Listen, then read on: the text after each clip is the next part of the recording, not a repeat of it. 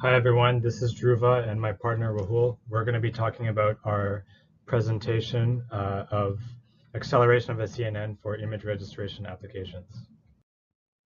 First, we'll give a bit of background for why we're doing this. I think many of you will be familiar with the traditional methods for image registration, and also more recently there have been some CNN-based methods for image registration. These papers have all come out in the past couple of years. The problem with many of those methods is that they're slow, and each image pair requires a separate training and optimization of parameters to have an accurate registration. That's one problem. And another major problem is that many of those methods require basically ground truth data sets, which are difficult to acquire. In previous CNN methods, the ground truth required is the spatial transformation between the fixed image and the moving image, which is required to register them.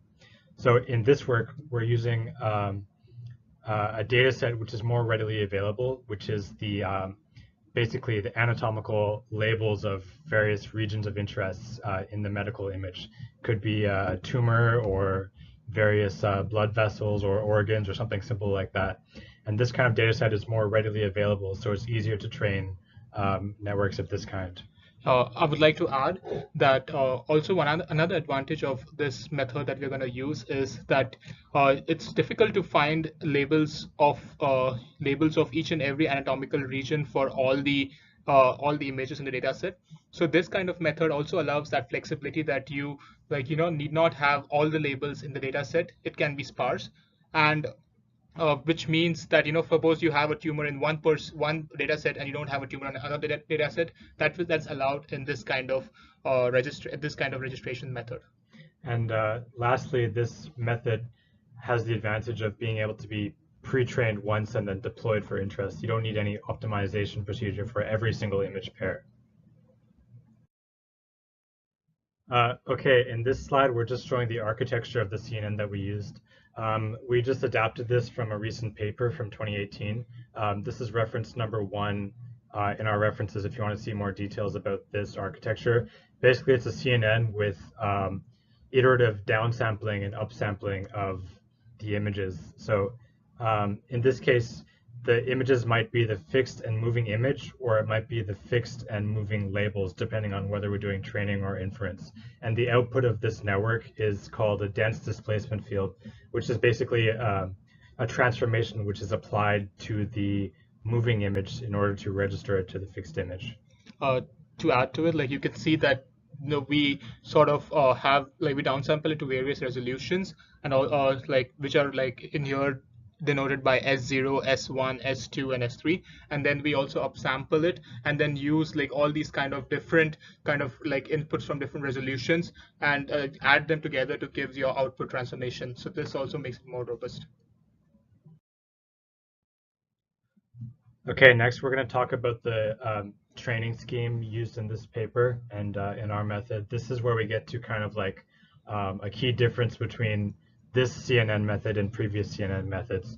So the way it works is that the fixed and moving images are both passed through the CNN to produce this output DDF or this transformation. And then that transformation is applied to the moving label, not to the moving image. So we'll show an example of the labels in a coming slide, but the label is the outline of the region of interest in the image.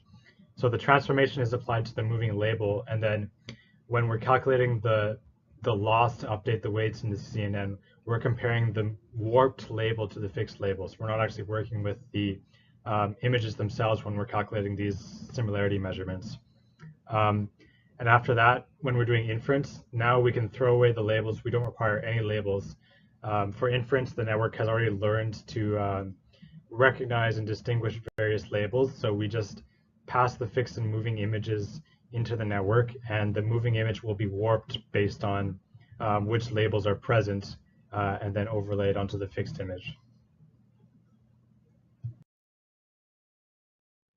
Okay, on the right side of the screen, you can see an example of the type of anatomical labels which are used. This figure is from the paper which we cite, and it's actually, in their application, they are registering ultrasound images to MRI images of the same patient. So that's why you can see the two different styles of image here. And each color corresponds to the same region of interest. So these are the images which want to be registered on top of one another. We did something different for this project, which is rather than having a data set of um, one image per patient and then having many patients, we have a data set which is many different brain MRI images from the same patient. So basically, in our scheme, we select one random image as a fixed image, and then another random image as a moving image, and then we register those two to one another. So we reserved 5 of these MRI images for testing and 13 of them for training. Therefore, the number of possible combinations is like n multiplied by n minus 1, in this case 13 times 12, 156 different image pairs. And because of our, basically the amount of resources required to perform these complicated 3D convolutions, we had to downsample our image size from 256 by 256 to 64 by 64 by 32. Yeah. Okay, so in the MRI database which we use, they actually outline up to 32 different anatomical features on the in the data set. But as you'll see in our training scheme, basically for every image pair that we pass through the network, we pick one label at random and calculate the losses and update the weights using a mini batch of those random labels. And it turns out that you need to do many, many iterations to be able to learn each individual label in this way. So to make the problem simpler for the purpose of this project, we basically just picked 5 regions of interest, 5 labels in the MRI. We tried to pick 5 of the kind of larger features in the brain scans, as opposed to some of the labels which were just very small blood vessels or tiny dots on the images, basically. So in our method, we just trained the network to recognize 5 different labels. To add to it, like you should like you should notice that it's like a binary image. The labels are binary in like binary, either they are ones or zeros.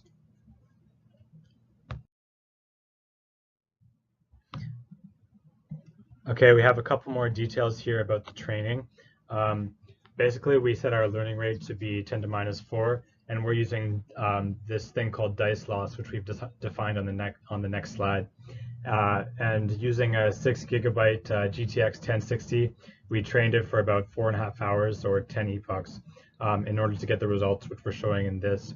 And you'll see the results are not perfect, but they at least give you the idea about how we can do registration. By comparison, the authors of the paper we cite trained on a much more powerful GPU for something like 48 hours. So in this slide, I'll be defining the multi-scale dice loss. So before we jump into the multi-scale dice loss, first I would like to define what a dice is.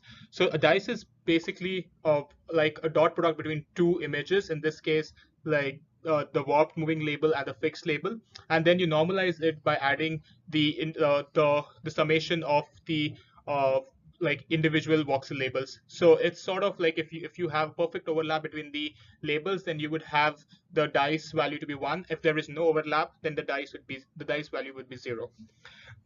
Next, now we move. So as you can see, like the single scale loss can be defined as 1 minus s dice, which means if you have like perfect overlap, your loss is 0, and if you have no overlap, your loss is 1.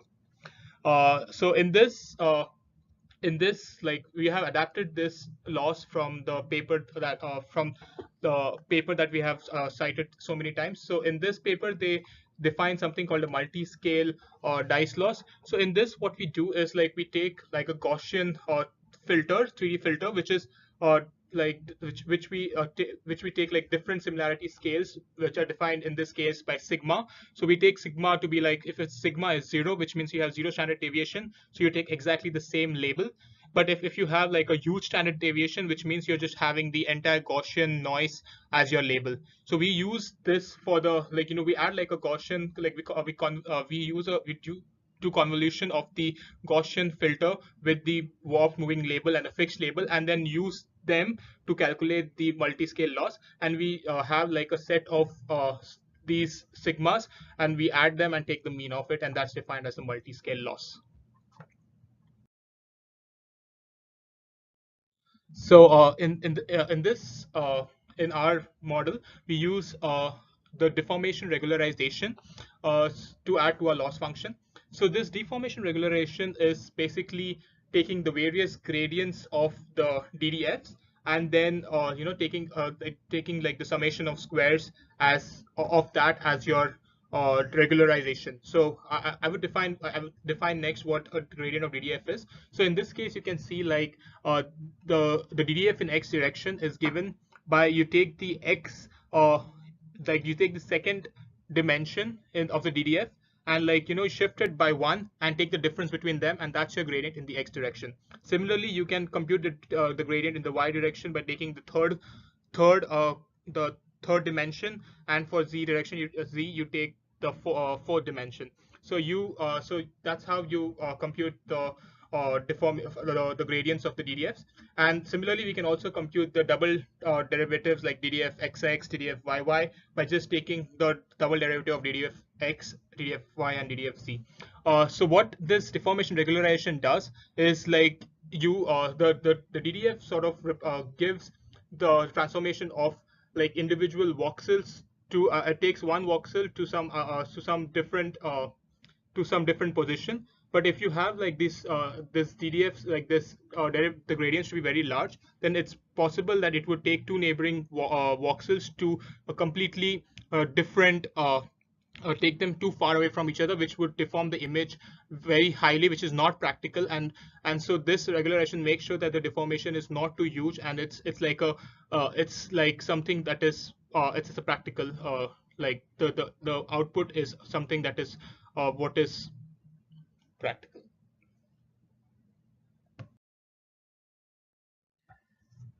Okay, next we'll talk about the parameter pruning, which is something we did to accelerate our network.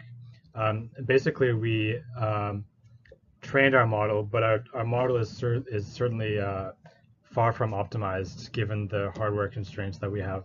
So because of that, we didn't want to prune our network too aggressively, or we would just basically lose all the information within our model. So with that, we just set our pruning threshold such that we got rid of 1/4 of the parameters, which are set to 0.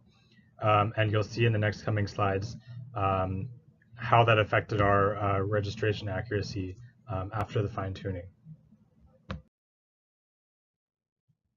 Lastly, for the network quantization, what we did is very simple. We basically just took our 32-bit parameters and quantized them to 8-bit, similar to what the other groups likely did. And you can see that the reduction in size is about a factor of 4, as to be expected from this quantization. Okay, so now we're going to show just some example slices of how our model performs. The top left is basically after we trained our model, and then we have various other sections after pruning, and then after the pruning with fine-tuning of the model, and lastly after quantization. So basically in the very first image, well, already the model is performing reasonably well. You can basically see aspects of the fixed and the moving image in the warped image. Some features are shown in both of them. The bad result basically is after pruning, we basically lost a lot of information such that the transformation applied to the moving image appears to be just like an identity, where you can see the warped image is almost exactly the same as the moving image. So this tells us basically our model is it's not optimized, and so we need to do a lot of retraining after the pruning to get back to somewhere which is compressed but still has a reasonable performance. And then so basically after the retraining, then we get back to something which is maybe more reasonable. And the quantization, much like the mini projects that we did in this class, the quantization had a very minimal effect on the accuracy. So in this slide, we present the results of our implementation. So first, I would like to define what these metrics are. So the first metric is the target registration error. So this error is like as you know that we used 5 labels in our training in our training, and so in this we take these 5 labels and then compute the centroids of the warp moving label and the fixed label and compute the distance between them, and then take the root mean square of these uh, of this distance, and then the reported numbers are basically the median of it over the entire test set. Uh, Next, the dice similarity coefficient. This is like defined like similarly how I defined dice in the previous slides. But in this case we just take one label, and in this case we have chosen the label 1 because we felt that it's like a dominant feature in the images, and that is what is used in computing this dice similarity coefficient. So as you can see that as we before said before, that the quantization has basically no effect on the target registration error and as well as the dice similarity coefficient. One of the anomalies in this result is the reduction in the target registration error after pruning, which sort of like proves sort of gives proves a point of it not being trained enough, and that's one of the reasons we feel that it's this anomaly is observed. So that's it. Okay, so the work that we did was largely adapted from this guy, Professor Hu, which is on the references 1 and 3. This is where we adapted our model from, and also the training scheme. So these are some very good papers if you're interested in doing something similar. He also has this GitHub repository, reference 5, where he tells you how you can use your own medical image data set if you're interested in doing something like this. And if you contact us, we can also give you our own code and some more information as needed.